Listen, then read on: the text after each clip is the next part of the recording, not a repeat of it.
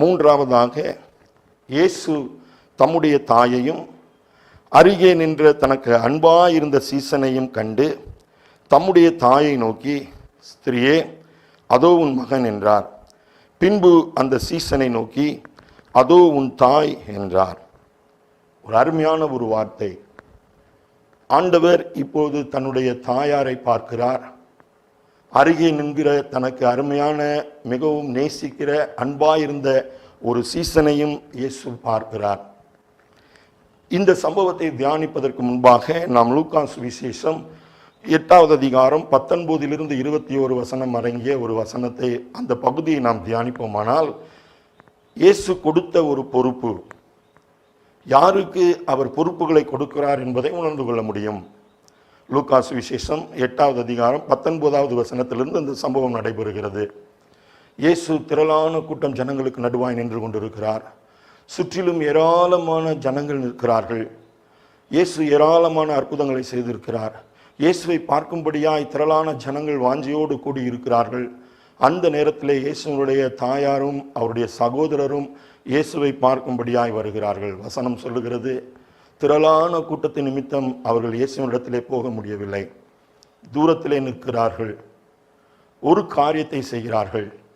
இன்னொருவர் மூலமாய் தாங்கள் வந்திருக்கிறதை, அதாவது இயேசுவின் தாயாரும் இயேசுவின் சகோதரரும் இங்கே வந்திருக்கிறோம் என்பதை அவர்களுக்கு அறிவிக்கிறார்கள்.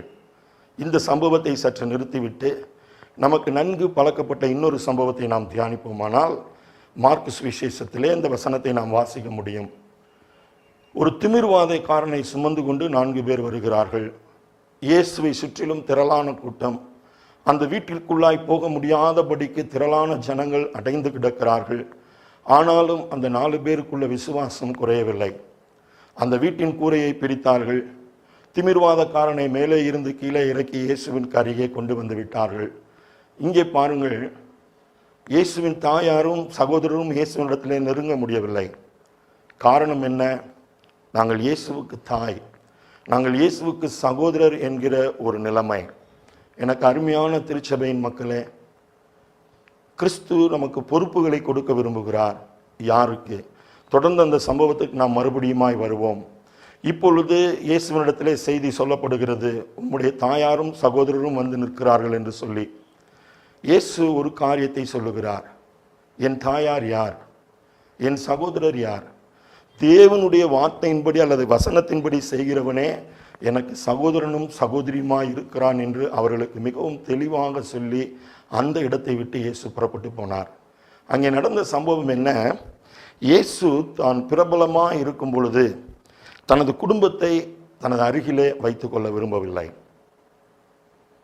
பொறுப்பை பெற்றுக்கொள்ளும்படியாய் வாஞ்சிக்கிற சகோதரனே, கர்த்தர் நமக்கு வெளிப்படுத்துகிற முதல் காரியம், நாம் உயர்த்தப்படும் பொழுது சமுதாயத்திலே மற்ற இடங்களிலே கர்த்தர் நமக்கு பொறுப்புகளை கொடுத்து உயர்த்தும் பொழுது நாம் குடும்பத்தோடு விலகி இருப்பது நல்லது. நம்முடைய பிரபலமான காரியங்கள் குடும்பத்திலே பாதிப்பை உண்டாக்கி விடாதபடிக்கு, பிள்ளைகள் அல்லது பிள்ளைகளின் பிள்ளைகள் அந்த சுதந்திரத்தை அனுபவித்து விடாதபடிக்கு நாம் விலக்கி வைப்பது நல்லது என்பதை இயேசு அங்கே உணர்த்தினார். தொடர்ந்து இயேசுவின் உறவை சொல்லி தாங்கள் அதிலே ஆதாயம் அடைய வேண்டும் என்று நினைக்கிற கூட்டத்திற்கு இயேசு விலகி இருந்தார். மூன்றாவதாக, தேவனுடைய வசனத்தின்படி கேட்டு அவைகளின்படி செய்கிறவனே எனக்கு சகோதரனும் சகோதரியும் என்று சொல்லி தேவனுடைய ராஜ்யத்தோடு தன்னை இயேசு இணைத்து கொண்டதை மறுபடியும் இந்த இடத்துல நாம் புரிந்து கொள்ள முடியும். நாங்கள் இயேசுவின் தாய், நாங்கள் இயேசுவின் சகோதரர், இந்த உரிமையோடு நாங்கள் இயேசுவை நெருங்கிவிட முடியும் என்று விரும்பின அந்த தாயாருக்கும் சகோதரனுக்கும் இயேசு கற்றுக் கொடுத்த காரியம், தேவனுடைய வசனத்தின்படி செய்யுங்கள்.